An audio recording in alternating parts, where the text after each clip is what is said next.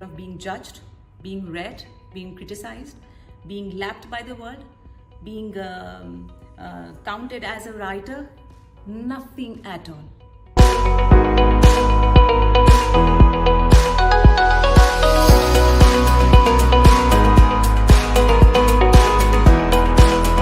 Hi everyone, my name is Kena and I'm a writer, poet and a storyteller. So my story is very simple. It just has stories. It has story on anyone, everyone, any moment, every moment, on any happening, every happening. It just has a lot of words. Writing comes to me as a form of healing. I write because if I don't, I die. It is as simple. But I did not know about it, did not take cognizance of it until about a decade ago. We'll come to that a little later, but a little about my journey in the early childhood years. So I was brought up in the small town of Allahabad, which is also called Prayagraj now. It's the seat of rich cultural and literary heritage. I was brought up in an all-girls convent school, which gave a lot of focus to both Hindi and English. And our love for reading and writing stemmed from there. And a lot of it also stemmed from the fact that my father was a professor, my mother an academician, and at any given point of time, you would find us in our house in 4 different corners, sitting with the books, reading, writing, and we would talk a lot about things and happenings and events and barely about people. We would talk about a lot of stories. So probably it's from there that the love for storytelling and poetry seeped into me. But at that point of time, it only was reserved to my own personal journal. So that was my comfort zone, the place where I would go to if I was happy, if I was wounded, if I was angry. That was the place where I found my solace. And I was very sure of the fact that I need not share it with anyone around. In fact, it was very particularly hidden from the rest of the world. So I had no plans to share it ever in public. But I knew somehow that if there was a go-to place where I could find myself back after having lost in the hustle of life, it will be there, in paper and pen. As time went by, for a small town girl, anything that she could aspire for was almost with me. So I had a decent job in hand. I worked with the government of India. I had a prestigious job, a financially stable job, if I were to put it across. I married the man I loved for very long, became mother to 2 very beautiful girls. I had everything. I pursued my hobbies, I traveled. I had a pretty decent life. But yet, often I felt that there was a terrible something missing in my life, and I did not know what was it. As if there was a voice inside me which was restless and refused to sink, but I did not know where to put it across. And even if I would do it in my own personal journal, it would be in fragments and tits and bits, unorganized, or either it would die down in my head, sleeping in my bed. I did not even know what was I waiting for and how long would I wait for, until life taught me to take to my heart's calling in its own bittersweet way. So in 2012 and 13, I underwent major life-threatening surgeries. I was very young then. My girls were very little. One was 7, the other was just 2 years old. And I was battling between life and death. I did not even know whether I would make it to the sun of the next day. That was the point in life when I realized that things that I had been taking for granted for very long were actually the things that I was now praying for. And whatever I thought that I would do it tomorrow or I had enough time for it, actually I had nothing in my hand. And at that point in life, I realized that in case I make it, and I did make it, yes, I did make it, I realized that it would be one day at a time and I would make every day count. And I also remember that post-surgery, I went, took out my laptop, wrote whatever I had to write, because writing at that point of time, like I said, was therapy. It was healing. I wanted to cry, I was angry, I had questions, and I did not know who to go to because children were little, the people around me were already disturbed and worried, and I needed to get it off my head. And I put it there. I also uploaded it. I do not know why, just that I wanted to liberate it. And that's how it happened. So that's how writing professionally began, but I will still not say professionally because it was something that I did for myself. But yes, I felt much lighter after having done that. So I would do it every day. I would write stories and poetry and essays and my own thoughts, opinions. Anything that would be restless in my head would come in the form of a writing, and eventually it also spilled over to stage performances. So I began performing on stage as well. But that's not all the story.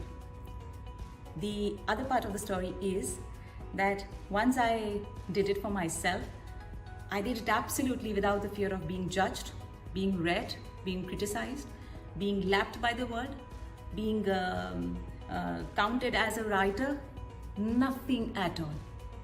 However, I found that the stories went across places and other people also started connecting with mine. Eventually, I still do not know, it felt like magic, as if all of us are made up of same fabric, sweat, blood, the same anger, frustration, happiness, joy. You talk about all the verbs and adverbs, put it together, and we are all one. And therefore, your stories are something I can relate to. My stories are something that you would be able to relate to. And stories make up, weave, and thread us together into one small world. Started writing for the Huffington Post, so my stories went beyond the boundaries of the country. I started receiving letters from all across I would not say the globe, but yes, I started receiving letters from a lot of places. I did a story for Cry India on period shaming, and I had letters from girls flowing in my inbox. I shared vulnerabilities of my own life in one of the storytelling shows on stage, and it connected 4 million people together. I did a little snippet on food, and I had millions of people talking about food, their love for food and how food satiates us. I talk about gender, I do stories on gender, and then I see men and women from various parts of the country narrate their stories to me and take the story forward. So it's someone in the long journey who starts, and if you take a helicopter view, it's like a snowball which starts rolling from the tip of the iceberg and goes down. And by the time it has reached the shores, by the time it has reached the ground, it has made an impact and it cannot go unnoticed. So that's the power of storytelling. And having realized that, it fills you with a lot of gratitude, love, and the belief that written word can actually start a movement. So I started writing for a lot of brands like Women's Web, Cox and Kings, Hindustan Times, Times of India. I started working with brands, storytelling performances with the Taper Tale, poetry performances with Spill, Commune, and Z, Red FM. The idea was to get connected to each other. And I honestly feel that the poets and writers of all times have done this. Brought the world together through the power of words and storytelling like it was a weapon. It slays. It slays, and it also helps everybody rise together. If you ask me who am I, just one among the countless restless voices which refuses to die. If you ask me, does my voice count? I don't care. Will I make my voice count through my writing? Again, I don't care. Will I write so that I count? No, I don't care. Will I write even if I do not count? Yes, I care. Yes, I will. I will keep on writing even if I do not count, because that is what I am meant to be. That is what I'm meant to do, to write. I live and thrive on hope. I live and thrive on the beauty of the journey and not the destination. So it does not matter to me where does it end. It matters to me how important this one day at a time is, how important this one day at a time gives to me. That is all what I have. If I were to put it in few phrases, it will be this. And because I'm a spoken word poet and I'm full of words, mostly my pieces run into many, many, many words. This is a small excerpt from one of the long pieces that I wrote long time ago, and I hope it makes a connect with you. Please allow me to read. I think of the day that brushed past me, of the umpteen memories unmade, dreams unlived, stories unread, tales unwritten, places untraveled, lives untouched, riddles unresolved, canvases unpainted. I think of authors and artists and poets, of Frost, Tagore and Kabir. Who was that funny old fellow? Pash, सबसे खतरनाक होता है अपने सपनों का मर जाना. Who sold satirical dreams to us who were dreamers. And I slung myself into the warmth of the cozy bed every night, dig my head inside the pillow, swallow a lump of guilt, but breathe a whiff of an even longer hope.